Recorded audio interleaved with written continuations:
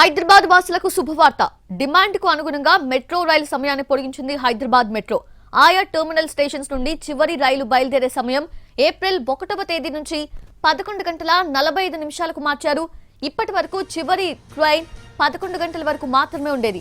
దీంతో పాటు విద్యార్థులు 20 ట్రిప్పులకు చెల్లించి రైలు ప్రయాణం 30 ట్రిప్పులు వినియోగించుకునేలా ఆఫర్ ని మరో ఏడాది పొడిగించింది.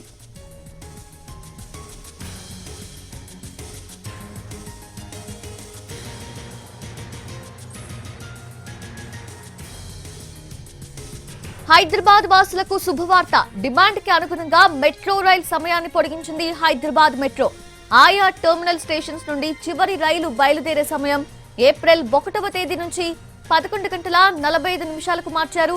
ఇప్పటి వరకు చివరి రైలు 11 గంటల వరకు మాత్రమే ఉండేది. దీంతో పాటు విద్యార్థులు 20 ట్రిప్పులకు చెల్లించి 30 ట్రిప్పులు వినియోగించుకునేలా ఆఫర్ ని మరో ఏడాది పొడిగించింది.